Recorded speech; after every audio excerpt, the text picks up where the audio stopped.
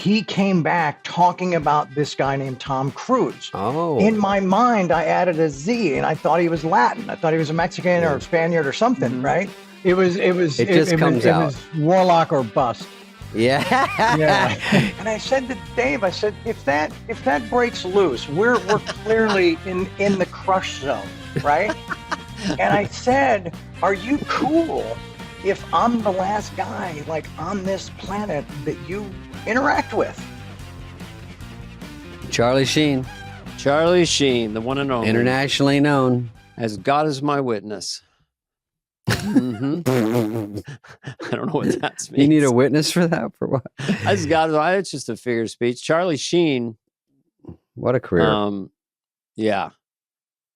Huge movies. You were talking about his run of movies, like from 21 years old. I think he popped into Ferris Bueller with a cameo, just a good looking burnout dude. Did one scene and stood out. Yeah. I think he stayed up all night for that to show that he was a guy that stayed up all night. Yes. And when you're 19, you stay up all night. It's not a massive It's not a big deal. Yeah. It's not like, he's wasted.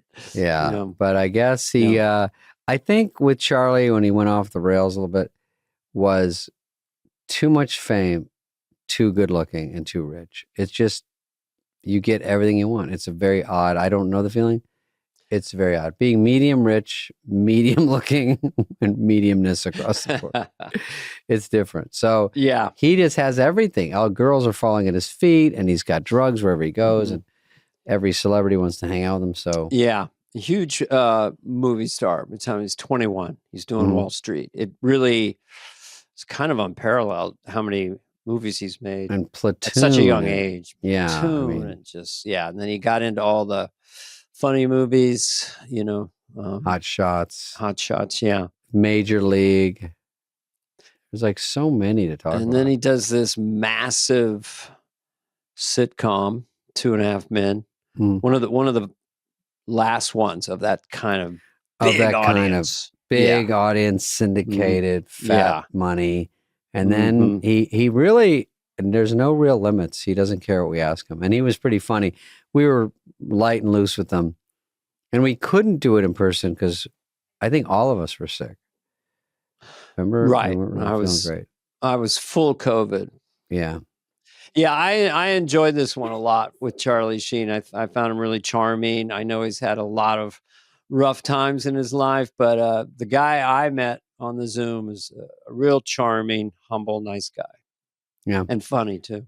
You decide, folks. Here you he decide is. And give us your comments. Here it comes.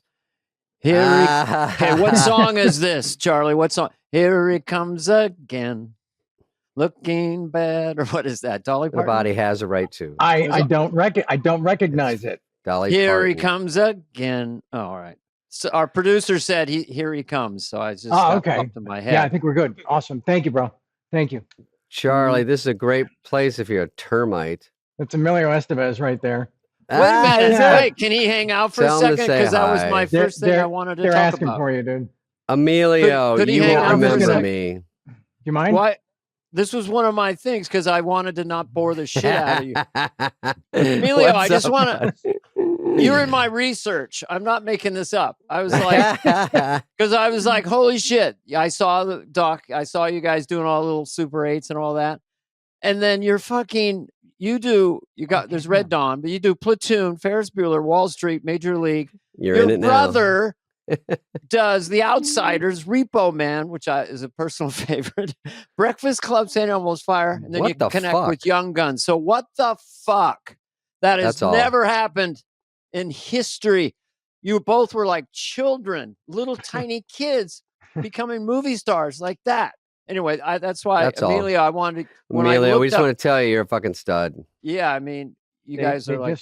He can't hear you because I'm on the I'm on the Oh my he can't God. hear We me. tell him we gave him 100 compliments and now he can beat it. They gave you 100 compliments, and it was all love, and it was about the breadth of our combined films in that time frame. And he said, then we did all that. We were giant movie stars as children. Yeah. So. Yeah, but we were all in the same. We were all the same. I was a waiter till I was 24. Would you tell him that? He said he was a waiter till he was 24. Yeah. I wasn't in that boat. Wasn't in that boat. Anyway. All right. Emilio, sorry we can't hear you, but nice to see you, buddy. Thank you, bro. Thank you. I appreciate it. It's great to see him. That's cool. That's cool. That's a treat. But All right, seriously, well, that was most of your time, Charlie. That was most of our time. We look better in person. Don't think of this, what you're seeing now. We're pretty good looking, David and I, you know. I just saw Charlie at the fight. Yeah, that was pretty cool, wasn't it? You know what? Let me tell you, I'll tell Dana the funniest thing you said is right when I said Michael Irvin had his legs wrapped around your chair talking to someone behind him. Yeah. And you go, I don't think Michael Irvin knows spatial awareness. I mean, it was an astute observation, wasn't it? It was perfect because the chairs were this wide. Right. They were little plastic chairs. I go, Ted Serranos is in front of you. I was like, Ted, I want to talk to you about the shitty chairs when you get 1 second. It's too late now, but maybe for the next one. And they were all tied together with zip lines. They were zip tied together. Yeah. Yeah. Well, spatial awareness is a funny word, phrase. It's a funny term. What you're doing, Charlie, when it comes to comedy, that was funny. You could have said it in a lot of different ways, but spatial awareness, because we're stand-ups, you know, that's all we do. So right basically, well, he's a film star, but yeah, you're a comedian.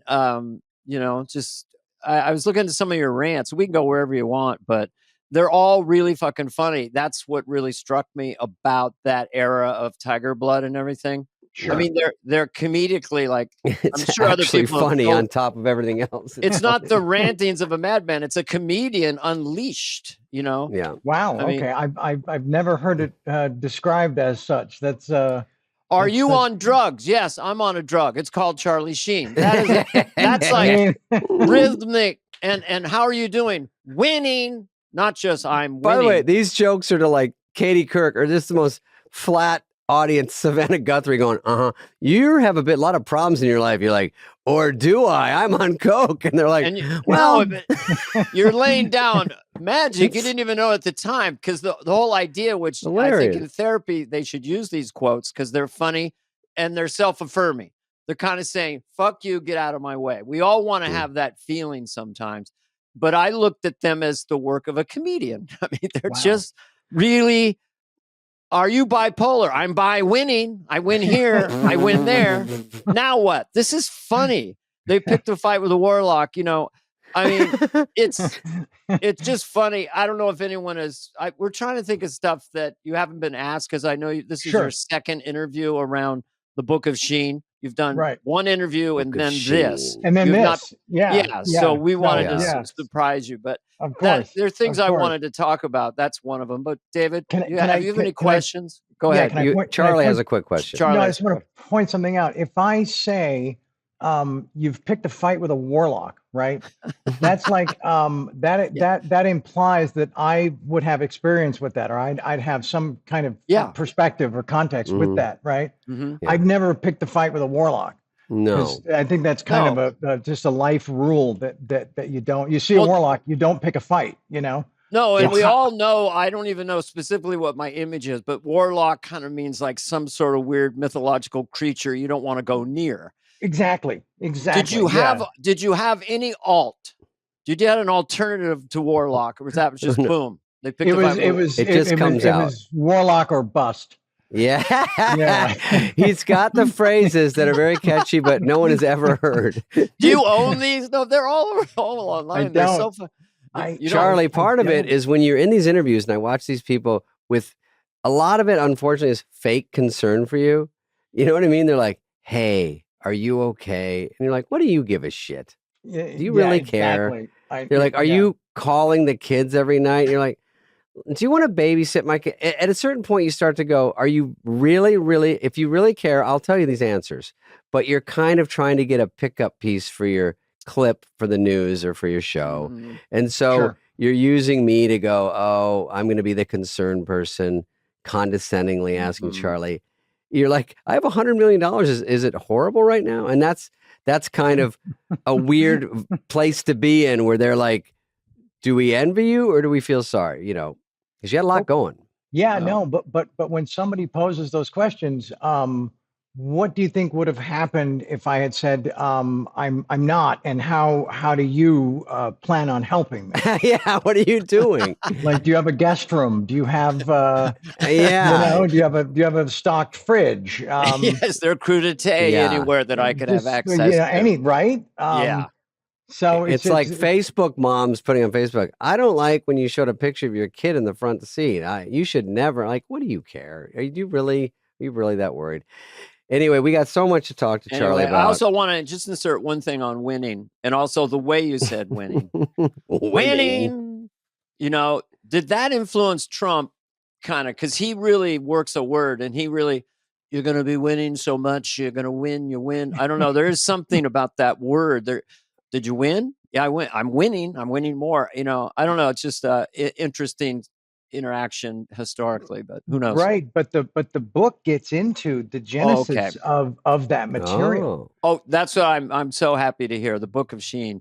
Yeah, thank you. And it's you know, I kind of kept it a secret for years that it wasn't my original material, that it was inserted into my brain sort of as a pep talk, like a couple days earlier by a baseball player from the Giants named Brian Wilson, a guy nicknamed the Beard. Remember the Beard? Yeah. Oh yeah.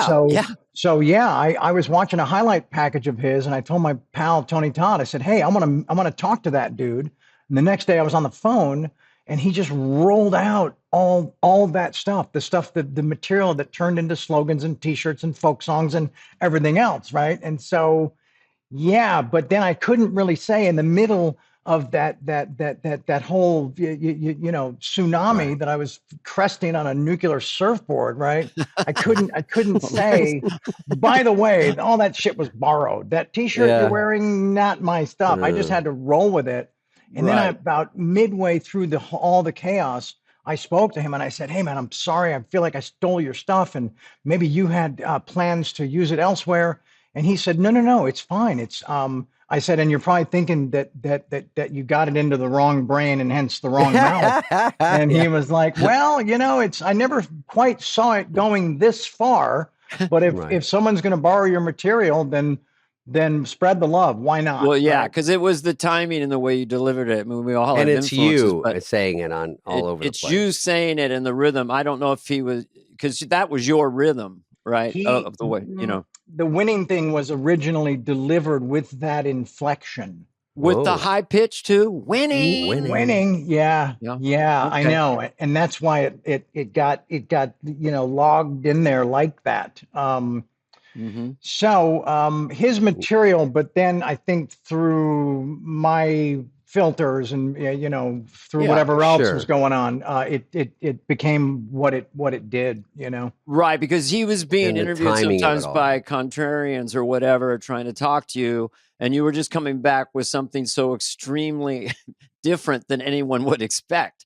That was part of the comedy of it. I don't know if he had people interviewing him, in that way, but it's interesting. Yeah. So, also, losing isn't quite as catchy. It doesn't. Losing. It really isn't. It really isn't. Hey, David, got an announcement to make. Yes, please. Prime Big Deal Days is coming on October 7th and 8th. It's got to be Amazon. Got to be. That's where the deals are. Mm-hmm. You know the rest. I actually have a bookmark on my computer of Amazon because I did my special for them, of course. Oh, that's right. You were on Amazon Prime. Oh, yeah. This is their annual sales event from Amazon. Features tons of exclusive deals just for Prime members. I'm one. Mm-hmm. Prime members is where it's at because you're getting great deals. You get so many great things. A lot of stuff. A lot of stuff. Deals up to 40% off on these Prime Big Deal Days, October 7th and 8th.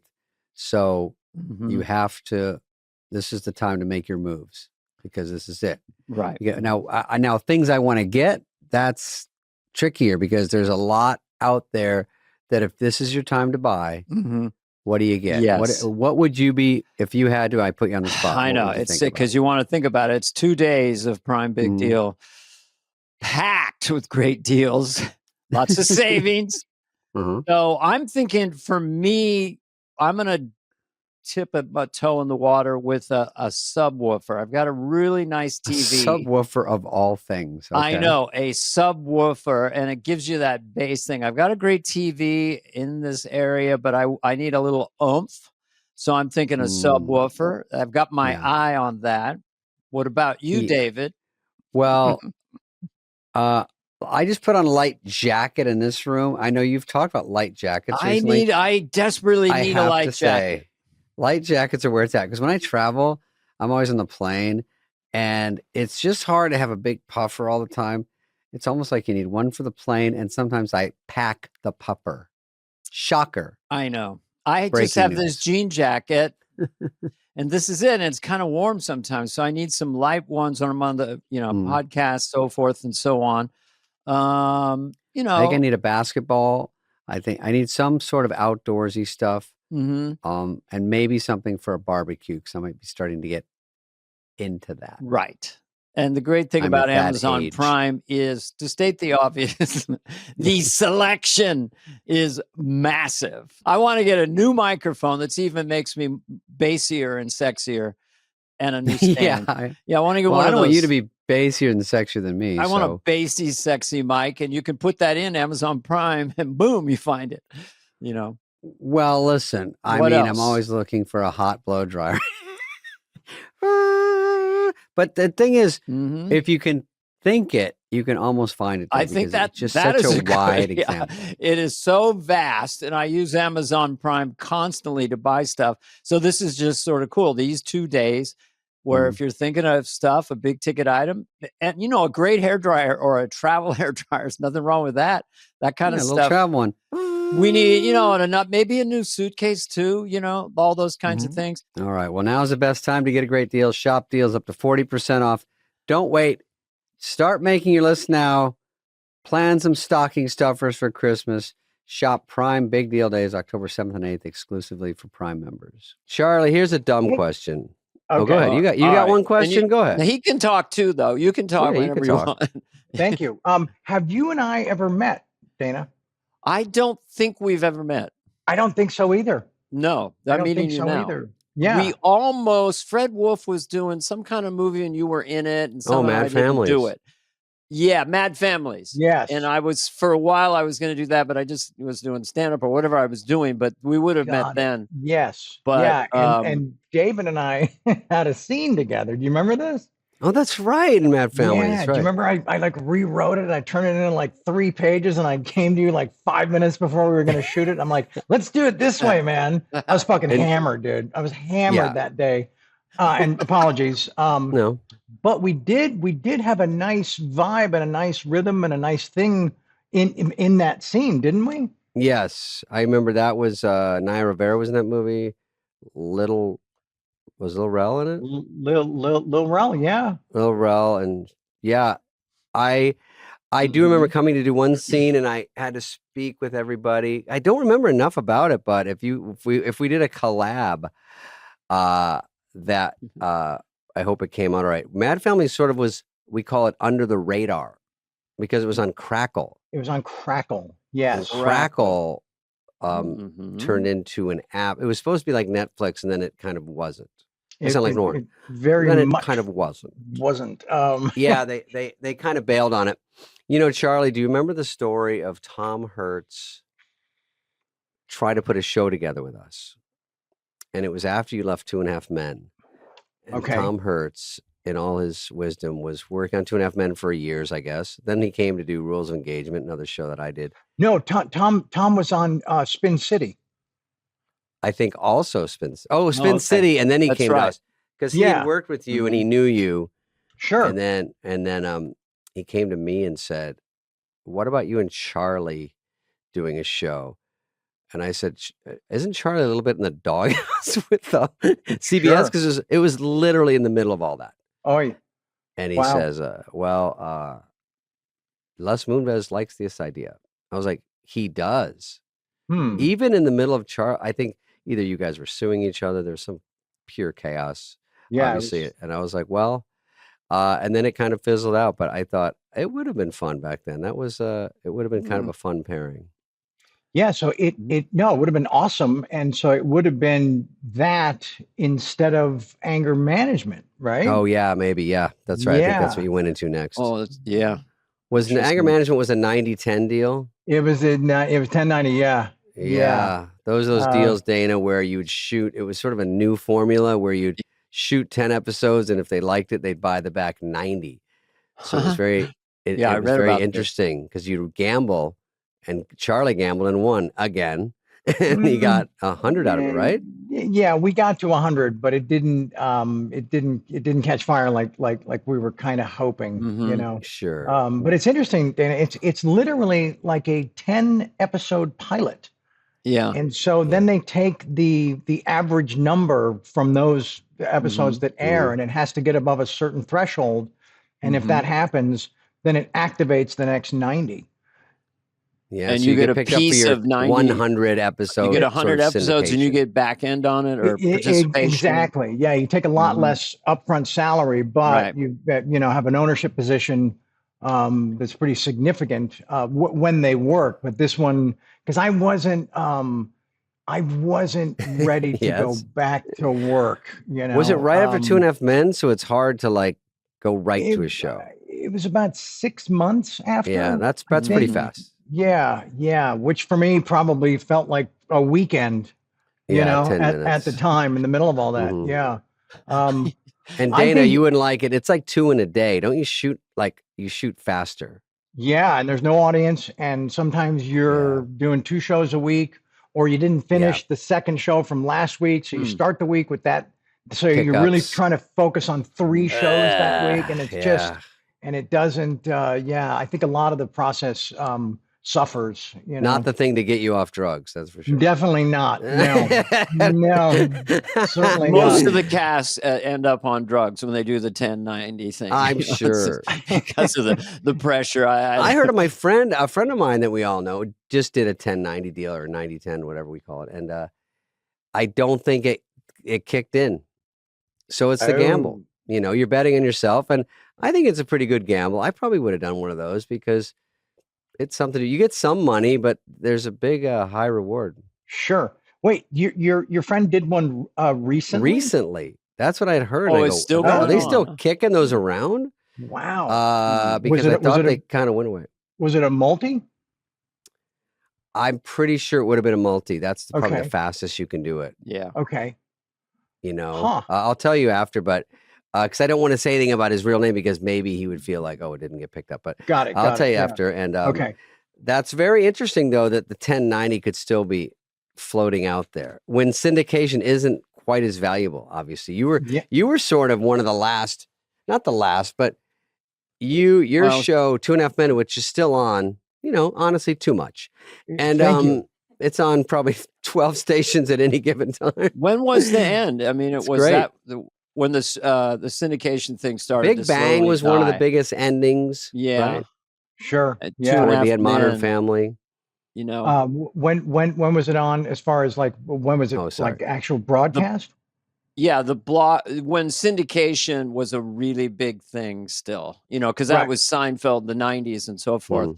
But I guess it got that pop, and you were making a really good salary. Charlie, you know. I mean, I was trying to negotiate my way out of it. I was waiting for them to say it's, you know, all right, we're done. 7 is plenty. This guy's asking for the moon. We can only afford. The only guy in America trying to get himself out of like a huge show. So by asking for so much money to get out, basically. Yeah, I was calling their bluff. And then they said yes. Okay. They said yes.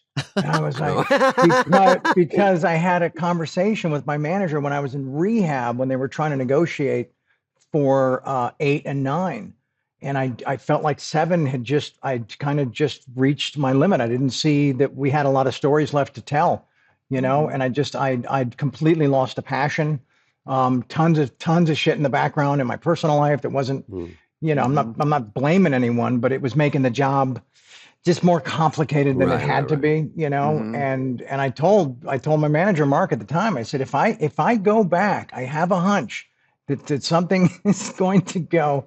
It's going to go horribly wrong. The dam's going to break. Dam's going to break. Yeah, man. Now, broke. do you think that was a self-fulfilling prophecy? Or Wow. do you think I just knew that that's how the planets were going to be misaligned? Well, I think you know when you get overwhelmed. I think you know. I mean, everyone says money is the key thing, but when you already have money, you've been rich probably since Apocalypse Now. You've had money, a couple of beans in your jeans. Oh, Not Apocalypse Now, Platoon. Red Dawn. He got back end on Red Dawn. Boom. It was that thing's over. it's still paying. Yeah. Wow. Red Dawn covers those Honda Accord payments just alone. So you got that, and then you go. Your life is great with money, but it sounds stupid, but it does complicate a lot of things, and you've got so many complications going on. And I think you had a trailer on the set as opposed to a dressing room. Did you have a bus or something, or I had a rumor? tour. I had a tour bus. A tour bus. That's what I had heard. Yeah. Yeah. I was jealous when I heard. I had a marathon coach. It was pretty cool. Right outside the stage door, probably, right? Like where you walk out and then so you shoot. It was right there. You shoot and you go in and wait, and then you come back in and do your scene. So you can do whatever you want in there, obviously, and probably took advantage of that. 2.5, not so much. The stuff before it and the stuff after it, very much so much. Yeah. Mm-hmm. So, when did you first feel like incredibly wealthy? What was it after Wall Street, or when, or for you, you're in your early 20s. When did you kind of go, holy shit, I'm a millionaire, or I'm close to a millionaire? It's heady stuff, right? It was probably like in like mid 90s. Oh, okay. Mid-90s, so yeah. But when you're about 30. Yeah. Yeah. But there was a moment early on when I got my first acting paycheck from Grizzly 2, The Predator, or The Revenge, as they retitled the it. movie whatever. Grizzly. They did a sequel. Yes. Yeah. And so I made $2,000 a week, and I was there for 3. I made $6,000. I didn't care. I didn't know about taxes or any of that shit. And I went to the bank and just took it all in cash. And I walked into a clothing store, and there were these 2 kind of fancy vests, not like a Western vest, but like a camping vest, right? Okay. And I couldn't decide on the color. It was like a blue one or a freaking green one. And I was like, I'm going to take them both. Whoa. And they were like, $40 each, $60 each, whatever. And just laid out the cash. And literally in that moment, I felt, okay, all right, I'm feeling like a big shot. Sure. And but then you all take both, and then you go, you like that shit? And the lady goes, oh. There's more where that came from, bitch. Why are you being aggressive? I don't know, bitch. Maybe it's the money. Winning. How Charlie, old are you? I'm I 13, hate to interrupt. Bitch. I did a Police Academy movie, and I was making not much money, but it was more than I ever had in my life. And I saw some pants in the window in Toronto, and I went in, and the lady goes, those are $60. It was like Pretty Woman. Right. Like, those are for rich people. And I go, I'll take them. And she's like, whoa. Everyone in the store was like, whoa. And I was like, 60s, nothing to me, because I got $100 in per diem. So I bought it. I literally, there's very few times I've felt richer. We all have that story.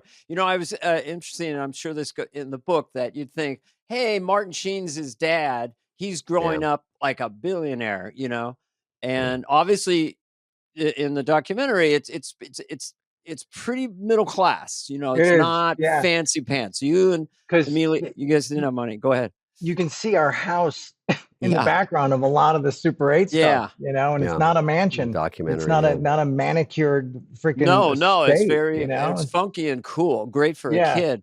But I was wondering if anyone in that posse, like I'm fascinated by Sean Penn and Sean. When did you meet Rob Sean? Lowe, or are your friends? Did anyone have a silver spoon, or were you all kind of middle class in a sense? We were all middle class. Rob's the Lowes came in a little later, and the reason he wasn't excluded intentionally, but the footage that the director Andrew Renzi chose to incorporate was from the younger years. I think by the time I started making those films with Rob and his brother Chad, I think videotape came into play. It was actually, do you remember this thing called it was like a Polaroid brand, but it was a Polaroid video camera. Do you remember this? I remember early ones. Yeah. It developed in the player while you were waiting. Whoa. And then it played it. It was called Polar Vision, I think. Mm. So that's, yeah. yeah. So we were sort of in the cutting edge of like Yeah. as the technology was improving. But no, the Lowe's dad was still in Ohio, and their stepdad was a psychiatrist. They lived right down the street. Sean's parents, a director, actress. They were married till the day they both died. And so, but nobody was rolling. Nobody was driving a fancy car or fancy duds or picking up the check. So yeah, it was really a cool time to just experience all of that and not have a ton of excess and special effects and bullshit sort of in the way of those memories, And Super 8 or whatever that was it's just emotional, And I think it's funny, like every kid who ever got a hold of a camcorder or whatever, they always want to do war scenes or crime scenes and want to do a death scene. Like, sure. Did you have a good go-to move? Like, yeah. The platoon move is a big one. Willem Dafoe. Oh yeah, the crucifixion. Yeah, that's been reenacted all over. Yeah, I actually I have that as a sticker in my phone that I send people when I don't know how to respond. It's just Dafoe like that. So if you get that, it just means I'm stumped. Fucking send me that. It is interesting of like the trifecta. I think for Vietnam War films, you'd say Deer Hunter, Platoon, and Apocalypse Now. And there was a Sheen in two of them. And I think that film really, along with Wall Street and others, really holds up. Platoon has some magic to it. Thank you. Would you put Full Metal Jacket in there anywhere or no? I put anything Kubrick does is a given. Yes. Okay. Yes, I would. Okay. That's a good call. Full Metal Jacket, anything Kubrick pretty much, is just magic. Apocalypse Now, brilliant. Masterpiece. And Deer Hunter, the Mao, ow, with Christopher Walken, one of the greatest, most intense scenes ever made. So but you're part of that, and it's pretty cool. Thank you. Thank you. Charlie, what movies did you turn down that sting the most?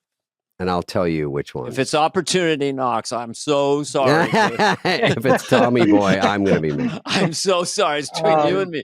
No, go ahead. I turned down White Men Can't Jump. For what? Were you going to be Woody or Wesley? I would have been Woody, yeah. And then, just coincidentally, a bit later on, I think it came after, maybe before, I turned down Indecent Proposal. Whoa! So I kept waiting for Woody to send me some flowers and thank me for advancing his career like I did. Those were big. I found Indecent Proposal. I'm a huge Redford fan. God rest his soul. And Demi Moore and everything. But I just found the movie very depressing. Woody's character was so that was the only thing I'd say about Dodge. I don't know. It just wasn't my favorite movie, although it's skillfully, brilliantly done. I just was ugh. I couldn't get past the thing that, all right, they did that. He's got the money to lessen the sting a little bit. Yeah. And then spends it all on that tchotchke, right? Right. Like the little jade elephant or something? Yeah. Or am I misremembering that? No, there was something weird. It was very... To show his love was real and it wasn't about money and it wasn't about this. But they still have to stay married and live with that moment. Right. With the thing with Redford. Which is tough. Right? Yeah. Charlie's agent wrote back, Charlie likes it, but wants to tweak the ending. Pretty much. And they said we're pretty locked in the ending. He said, that's a pass from Charlie. That's pretty much how it went down. Did you see Brokeback Mountain and call your agent? Why the fuck wasn't I up for this? I have to admit, it's kind of one of those films that's always been on that unseen but need to get to it list, and I think that we all sort of have. So I never saw it, but I hear it's fabulous. Well, it's a little heartbreaking, but the performances are exceptional. Sure. Goodfellas. Goodfellas, we up for that? I was not up for Goodfellas. No. Karate Kid. Karate Kid is one that I actually had. I don't know if I could classify it as turning it down or describe it as turning it down. It's it's in the book, it's in the doc, I think, and that I just asked for some time because the advice from my dad was to honor my word with Grizzly, and because I'd already committed to that. And fucking then, Grizzly comes into the picture again. That fucking bear, that bear ate me twice, right? Jaws on land. Yes, Grizzly. So he said, if they wait for you, it's meant to be. If they don't, then it's your reputation, being a man of your word, is going to carry you further than one big movie. I don't know. From afar, I do have a lot of admiration for your dad. I did meet him, and I did something with him one time. It was just a charity event. We were all doing Shakespeare with Tom Hanks, but that's good. Yeah, well, it was kind of like pretend fun Shakespeare. Was it in the park? They do that in the summer. No, it was in Santa Monica in a theater. And it's a reading, right? Isn't it? Yeah, but then we all go out on stage and sort of kid around in our reading. I'm doing impressions and things, and then Shakespeare. One thing I was going to ask, because people who've been in brilliant films around brilliant people, you've been across your partner, man or woman, and went, damn, this person is exceptional, or someone who kind of took you back a little bit by just how great they were at this thing called acting. Sure. Who might those people who was have that? been? I wanted to bring up the elevator scene with your dad and you. That was one of those moments where you actually you get distracted because you become an audience member, and then but you're in the scene and shit. It's my line. You know what I mean? It's like those moments, and I had some of them with Michael Douglas on the same movie. Definitely had him with Dad. Even though he's only in it, just a little bit. James Spader in Wall Street. I was kind of like going, oh shit. So they're doing it like that now. You know what I'm saying? It was like this whole cool thing. And then who else? Oh shit. Michael J. Fox. Yeah. Just when we had a couple scenes together. He had transitioned out and I had stepped in, but he wanted to stay close enough to it to bridge the transition, and we did some scenes together and it was other level talent. I was like, whoa. He's stout. I mean, you take a look at Back to the Future. I sound like I'm doing Trump, but that's hard to do, and I know he replaced Eric Stoltz, who probably was great, but to be light, play it dramatic, and ride that whole wave of those movies. Yeah, Michael J. Fox is, I don't know if he's underrated or appropriately appreciated, but that's a great question.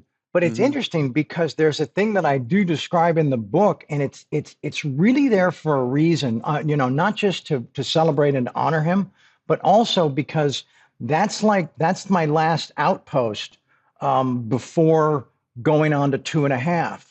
So I was kind of symbolically implying like, okay, I borrowed a little bit from this dude, because there was tons flying off of him, and took it over to that thing. And we saw how that thing went, so. Well, it's rare. Can you imagine how excited when they get 2.5 Men together and Chuck Lorre and the cast is there, and then you're winning, you're killing it. Like, because it is a skill set, and you started in Spin City, but then, it's hard to find a handsome leading man who can also be very funny, so they must have been, high-fiving at some point behind the scenes, like, just because you're great at this too, Thank you. But it was just playing the straight man, and when I did it in the Hot Shots, but and some of that shots, that's right. Well, when I did it in Hot Shots, I was borrowing, a lot of stuff from Leslie Nielsen. Yeah. And, who better to borrow? Well, that was the theme of that. Was sort of the feel. Love that movie, Hot Shots. Oh, thank you. Really fucking funny. And then I was borrowing stuff from Ted Danson on Cheers for 2.5. But I know he's a sober bartender, and I was a drunk jingle writer. But just as far as the straight man, and you know what I'm saying, he's kind of the anchor, and all the craziness revolves around, orbits his star, his planet. But you're not putting huge spin and overacting. You're not like Kramer. You know what I mean? You're just saying your lines, and they sell themselves with good writing, and they know how to write for you. And it's hard to be a funny straight man like Andy Griffith was to right. Barney Yeah, but Fife. thank you. Especially coming from you guys. Come on, two veterans. And extremely successful veterans, to get comedic compliments from you guys is really badass. So thank you. Don't you and your own personal life, kind of fall in love with talent? It's just kind of fun to watch, and I was, this was maybe a clumsy thing, but I thought of people who get out fast, and it's a rare, but it's kind of that are very talented. Like I'm talking about Woody Allen, and I'm talking about the Beatles, Bob Dylan, by 21, 22, Brando, and you were kind of in that group in a way. I'm just saying loosely because you came out so good and so showed so much talent. But who musically, who's your North Star? Like when you the canon of rock and roll, are you Pink Floyd, or are you Neil Young, or Led Zeppelin? Oh, I just watched that documentary on the plane. Becoming Zeppelin. They were pretty good. Yeah. I think they got a shot. That's probably legendary frontman, Led Zeppelin. Yeah. What'd you think of the doc? Did you like it? I thought it was pretty good. I always like when it gets to more. I don't always like the beginning. I like to know just to where I knew them, and but it was very interesting, and everyone loved it. So I watched on the plane. It was perfect. I ate it up very quickly and loved it. Yeah, it's excellent. What was your thoughts? I love playing. I would have liked that they got to if they'd taken it to Zepp 4. Right, it could have gone longer. There you go. Yeah, because that's the one. Because they only started to get to the stuff I really liked, and I was like, wait, is that it? It's over? I was like, go. Yeah. Oh, we're landing. That's true. It was interesting for a doc to show them. I guess it was on a TV show or somewhere, but you showed them really jam for like 12 minutes or something. Like really go song to song. I think they showed one full song. I think it was Rock and Roll. They showed the whole you're right. Yeah. And I was like, this is the one that's probably, as good as any. Question, Charlie. You collect things, and I'm sort of been in your orbit. We're roughly the same age, roughly in showbiz. You're obviously doing a ton of stuff, way more. But in a weird way, I remember I was at an Elvis auction at Butterfield in the old days. I sometimes buy collectibles and shit. And I think you're in maybe baseball cards. I've always heard that. And was there an Elvis green Amex you bought ever? Because I think I had my eye on one of those. Wow. And they said, I think Charlie Sheen got it. I love that. That's the kind of rumor that you want to embrace. That's a cool one. That's cool. Because then when the bill comes, everybody's kind of waiting for you to drop that thing. Right? Because you can buy. That's too cool. Dana, I bought an Elvis set list. Like he wrote on some Michigan Hilton. He was writing all the songs like "Love Me Tender," his handwriting and shit. Oh wow! And so I bought that, and I bought a gun he had, and I bought something else. But I wanted this Amex. But it was too rich for my blood. And what did it? Because I didn't buy it. I never. This is the first I'm hearing about this Elvis auction. It sounds awesome. How much did the Amex go for? $50,000. $50,000. And that was 20 years ago. Wow. Because I was at the auction and Joey Esposito was there, so they were like authenticating stuff. And I bought a watch, and I don't think anything left from that because I lost the set list. But I bought stuff before, and I thought, I think Charlie does maybe baseball cards or maybe baseballs. I don't know, but I got. Are you in and out of that biz or not? I've sold everything. Okay. And I should have come to that garage sale. Jesus Christ. What did you sell that was a little bit? I had something like from every era. I had a lot of Babe Ruth stuff. I had that famous long white overcoat that he's seen in tons of photos. Oh, had the coat? Oh, you had the coat? Yeah, I had the coat. I mean, there's probably more than one, but I had one of three probably. I had a lot of jerseys, had a lot of caps, a lot of hats, some great bats. But there was a turning point moment where, because I had these cool cases built at my house up in Malibu Lake years ago, and I had been to the Hall of Fame for the first time. And I thought kind of, this is back then, like in 1991. And I thought how they had set it up was a bit shoddy. I thought I could see like a moth like down in the corner behind the glass. And I was like, what are they doing? Right. Right. Yeah. And so I was inspired by it. I wanted my cases in my house to be like nicer than the Hall of Fame in Cooperstown, right? Yeah. And so we brought in the right people, and and they delivered that, right? But then a couple years later, I was looking for something, and I opened a dresser drawer up in my bedroom, and there's a 1941 Ted Williams road jersey, like just folded nicely and in the drawer. Wow. And I had that, it's the year he hit, 406 and all that. And I had that moment of, if I don't have room on a wall for this, like this is the last time that anybody ever did the thing he did while wearing that, then I need to recirculate a lot of these artifacts and antiques and just let others enjoy them. And then Leland's put together an auction. And it was all sent back out into the world, Interesting. And some cards, or not a Honus Wagner card, or was it my mistake? I had one called like the 5 pinhole card, because they're just so graded so anally, and they have to describe everything. And I guess some kid back in the 20s was sticking it up on a board or somewhere in his bedroom, and there was holes in it. Yeah, but don't you think you'd at least just keep using the same hole? Why did he have to make 5 holes? No, those dipshits, they're ruining cards for the future. I don't know. They really were. So, but I'm sure that went a little pricey. It was up there, but not nearly when that Wagner card really got everyone's attention. Blew up. Gretzky partnered with, was it McNall? Guy named McNall? Okay. And they paid what'd they pay for that? Like $500,000. Everybody was like, this is out of control. And now you think about that, that's like chump change, right? Yeah. Yes. I mean, all that stuff it's one of the few niche places that just keeps going up faster than stocks. It's just bought when people have a passion and Kobe they collect their passion. Cars.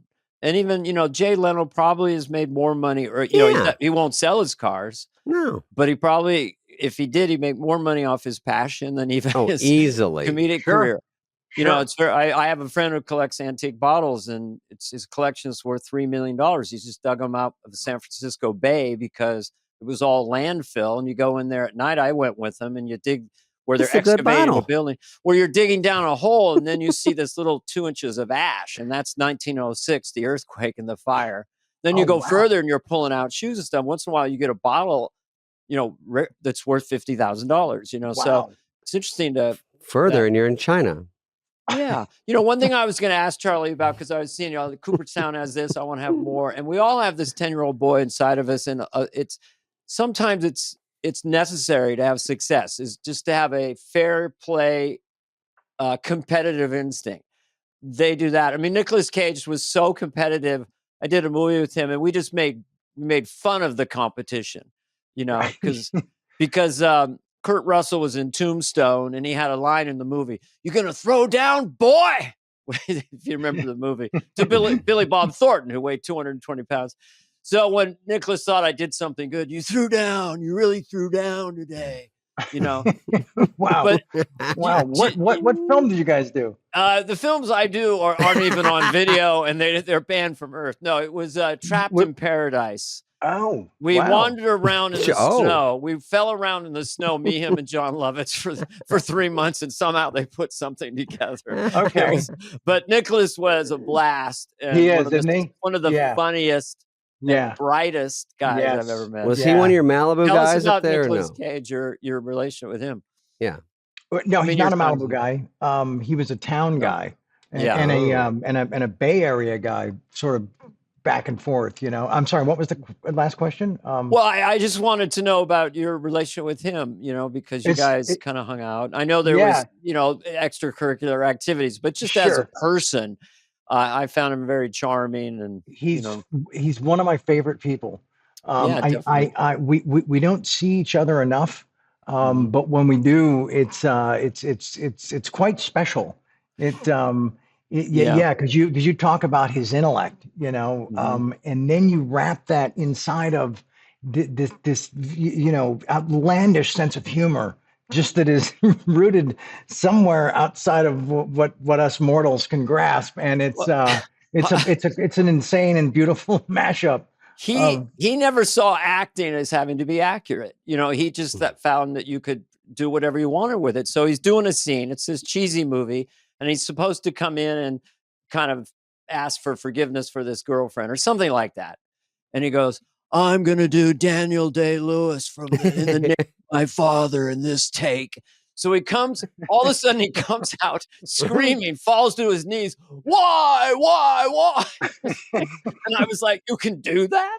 I mean, he's a unicorn. I mean, there's no rules with him. There's no rules with him, No and rules to have that kind of courage Mhm. inside those spaces is Yeah. it's to be marveled at, Yeah, he says Oh, I something got else. something. When was Tom Cruise in or any of your early movies? Did you know he was going to be a big deal?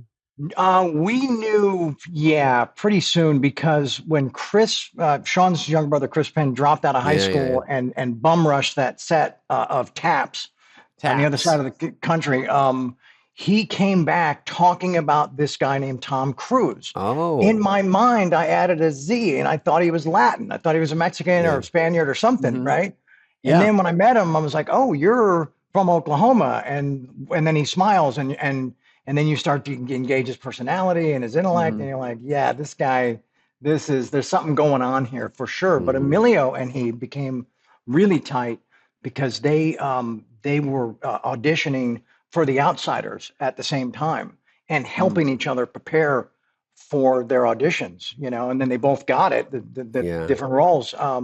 And they've been great friends ever since. So I was younger than them, so I was kind of like tagging Mm. along. But anytime I've seen Tom over the years, wherever, he's awesome. Yeah. Well, it's just become these last few years. It's like you sort of just stand back in awe, because I'm basically a baby. I maybe hung from a wire once, but he's hanging on to airplanes, and I know like I'm strapped down. He's holding his breath for 6 minutes. I mean, you can't even. What the fuck? So you have to see the movie, What the Yeah, fuck? yeah, right? yeah. But Yeah. do you think at some point he's gonna want to get back to like a Magnolia, Right. Right. which Right. Oh was yeah, that right, is which was The a work of PTA art, movie. and Yeah. he was right. spectacular in that. Yeah. What you gotta respect the cock? I'm sorry, was that it? What was That it? was it. That's it. Okay, Yeah, Yeah. all respect the right. cock. Yeah, He yeah, said it for better than sure. I did, but yeah, Um, he's but It's yeah, a force of nature. it's funny because Sandler has the ability to go from a Paul Thomas Anderson movie to a big, broad Happy Gilmore, and he goes back Noah Baumbach, then he goes back to a broad, and I think Tom obviously can do anything he wants. But you're right; these are important. But Mission Impossible to Top Gun, it's huge, huge blockbusters. But would he want to go small again? Would he want to go? He could get an Oscar. He's I great. think He if could. Christopher Nolan called him or somebody like Yeah, that that, would you be might cool. even get his attention. I Pull it think You know, so. back. I think so. I mean, he does want to make movies that fill theaters and give people that Sure. experience that connects them back to their childhood. That's really He's the that. savior of that. I and think he's made himself the guy, the spokesman he and the Sure. for theaters. filmmakers know this, but it was in Roman Holiday a long time ago. But basically, nonverbal with music. So the end of Top Gun, you have a 6-minute montage of the end of the movie of people tearing up, no real dialogue and saluting, and we're alive and we did this. And I've seen other films do that, F1 and Mhm. where there's this silent movie added onto the movie, and it's very affecting. That 3 or 4 minutes where Smart. you're seeing them in tears, looking at each other, and Sure. it's a lot of the blockbusters are using that now. So it's just kind of interesting to me. But Top Gun Interesting. really got me emotionally because I hear Hans Zimmerman, I hear just the music. It Mm. gets me emotional. Sure. And then you see Tom Cruise is really good at hugging someone coming back. He's got this look and the teary eyes, and it gets you. Yeah. Yeah. He insists that we experience that moment with him. Right. Yes. Right. Yeah. Now, is that the first Top Gun that you're referring to, or is this The second one. second one? Got it. Okay. Yeah. which Yeah. came out of nowhere and was an in movie theater big hit when the industry really needed it, obviously. But And they tried to stream it, didn't they? Whoa! Yes. Yeah. Not on his Tom was like, watch. no. He stuck to his young gun. Speaking of that, in 1988. Thank God they didn't wait 30 years between Grizzlies. Right? I mean, that would have been a disaster, you know? Shit, I think we're out of time, Dana. I think we got to. I think we had just a wanna wrap with say- Charlie Sheen. Any it's wrap-up geez. questions for this guy? Not really. I think the book is the Book of Sheen, the documentary. I mean, we consciously talked about it. We didn't want to. We know you've done a lot of press. So we wanted to make this lighter and more fun, and wanted to pick your brain about relationships with your dad or whoever. Sure. So, No, this has been incredibly refreshing. Good. That's what we no, wanted. thank you. And Yeah. if I'd like to believe that I get invited back. And, Yes. and that'd be amazing. And then we can do it and be in the same room. Are you feeling okay with the thing that happened, or? Oh yeah. I'm totally. Yeah, Okay, I'm just fine. okay, Just want to get didn't want to give you anything, but yeah. No, we'd love to have- and thank you. I Yeah. appreciate that. But I do have a question for David. Yes. Good.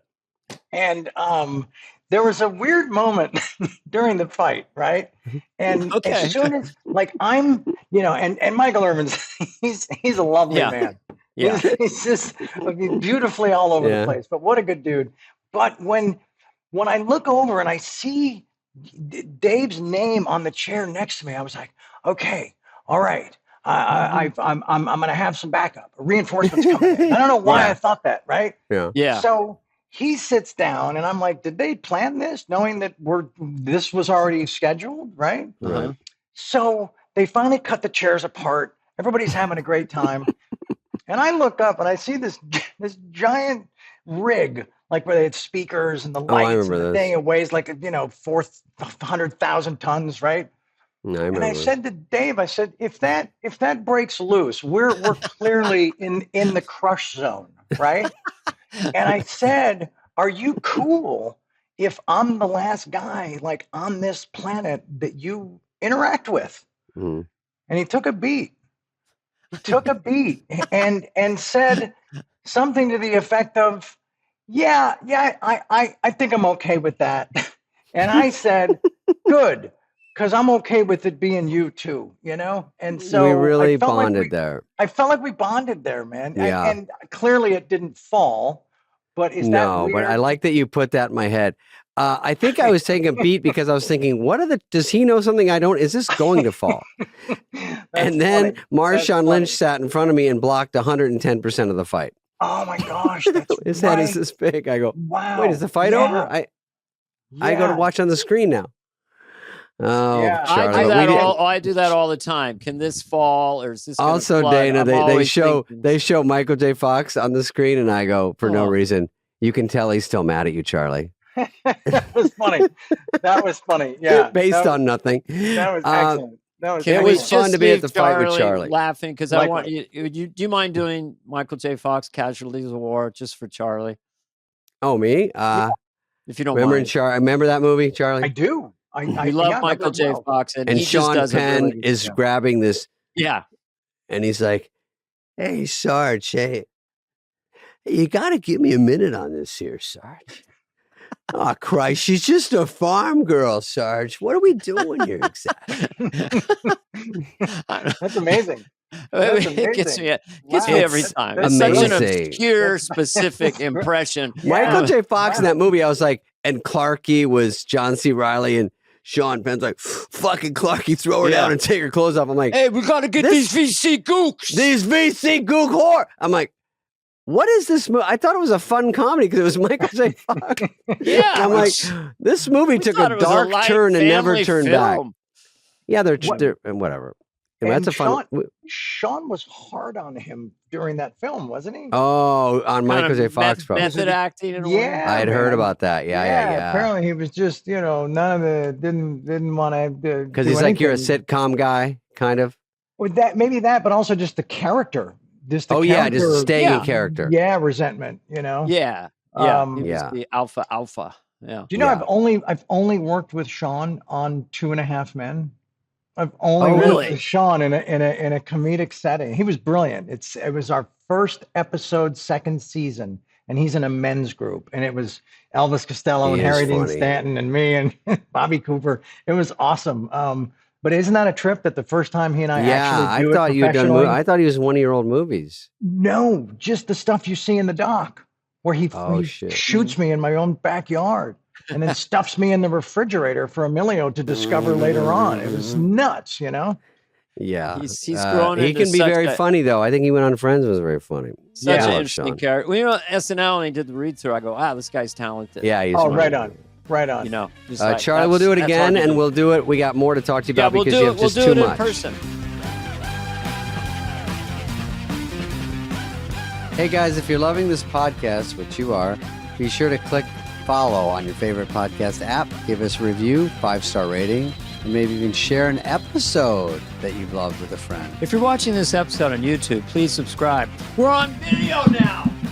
Fly on the Wall is presented by Odyssey and executive produced by Dana Carvey and David Spade, Heather Santoro and Greg Holtzman, Maddie Sprung-Kaiser, and Leah Reese-Dennis of Odyssey. Our senior producer is Greg Holtzman, and the show is produced and edited by Phil Sweettech.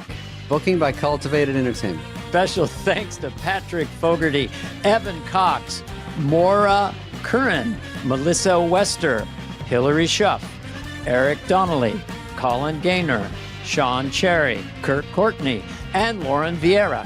Reach out with us any questions to be asked and answered on the show. You can email us at flyonthewall@odyssey.com. That's AUDACY.com.